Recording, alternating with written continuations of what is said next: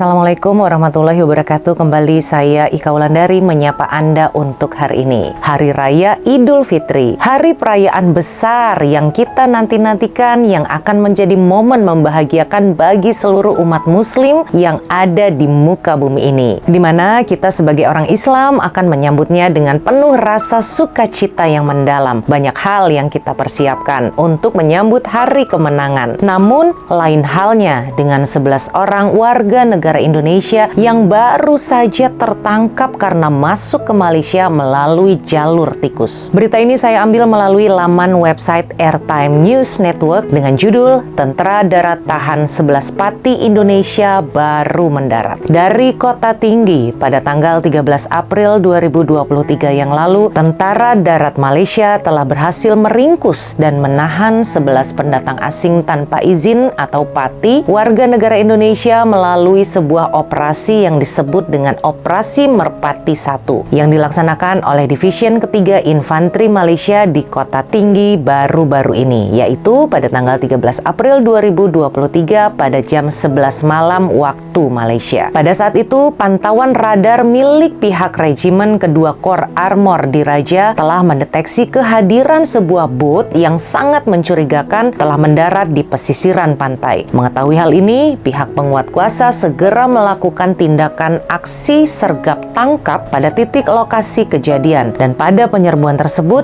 Division Ketiga Infanteri Malaysia telah berhasil menangkap 2 orang lelaki dan 1 perempuan. Lalu soal siasat pun dilakukan. Ketiga orang tersebut mengaku mereka datang bersama rombongan lainnya, namun mereka diarahkan untuk bersembunyi secara berpencar atau terpisah-pisah agar tidak tertangkap. Mengetahui hal tersebut, sebuah drone pun diterbangkan untuk mengejar dan berpatroli menyusuri mencari sisa dari orang-orang yang berada di rombongan tersebut. Dan benar saja, tidak lama drone berkamera dinaikkan. Sekitar 1 jam kemudian, pihak penguat kuasa berhasil menangkap 8 orang lainnya yang bersembunyi di kawasan sekitar tidak jauh dari lokasi kejadian. Seterusnya, semua pati yang ditahan yang terdiri dari 10 orang lelaki dan 1 wanita warga negara Indonesia berumur antara 23 tahun hingga 44 tahun itu langsung digelandang ke Balai Polis Bayu Damai, dan pada tanggal 14 April yang lalu atau keesokan harinya telah diserahkan kepada pihak Jabatan Imigresen Malaysia Johor Bahru. Pada penyerbuan itu turut disita sejumlah barang bawaan mereka yang bernilai sekitar Rp21.250, di mana barang bukti sitaan ini terdiri dari uang tunai yang dibawa mereka dan 16 buah handphone berbagai merek. Markas 3 Division menegaskan pasukannya akan terus berkomitmen untuk memperkuat kawalan keselamatan di perbatasan negara melalui pemantauan serta penguatkuasaan berterusan untuk memastikan kejahatan melintasi atau menceroboh negara Malaysia tanpa izin dapat diberantas dan dikekang demi kedaulatan negara. Perbuatan kejahatan seperti ini harus segera dihentikan. Untuk apa mempertaruhkan nyawa Anda berjalan di lumpur yang dingin, di kegelapan malam, dan masuk hutan, dan terus menunggu di dalam hutan berjam-jam untuk menyeberangi laut, dan jalan kaki ke tengah laut menuju kapal dengan lumpur yang setinggi leher ini merendam tubuh Anda. Jalan kaki dari pinggir laut yang berlumpur menuju ke tengah laut itu sungguh-sungguh beresiko. Apa sudah punya jimat kebal sampai nggak takut menantang resikonya? Apalagi grup-grup di Facebook itu ya, ada banyak sekali yang menawarkan jasa keluar masuk Malaysia lewat jalur belakang. Sebagai salah satu contohnya nih ya, ada grup di Facebook yang bernama Keluar Masuk Malaysia ke Indonesia Jalur Belakang. Anggotanya luar biasa banyak, sampai ada 35.000 orang loh di dalam situ. Aduh, ini parah banget ya. Artinya kan ada banyak orang, puluhan ribu orang yang tidak peduli dengan peraturan negara Malaysia, apalagi kedaulatan negaranya, menghalalkan segala cara untuk masuk ke Malaysia. Begitu menjanjikannya kerja di Malaysia ini, sampai ada puluhan ribu orang yang cari info untuk masuk dan keluar lewat belakang. Begitu putus asanya ingin keluar masuk Malaysia sehingga memilih jalur ilegal seperti itu. Kenapa puluhan ribu orang ini tidak mencari info yang sah untuk bekerja di Malaysia secara resmi? Kenapa malah mencari informasi sesat seperti ini? Tentu ada ribuan jawabannya. Ada puluhan ribu bahkan jawabannya, karena 35.000 orang yang bergabung di grup itu masing-masing pasti punya jawabannya sendiri-sendiri. Nah,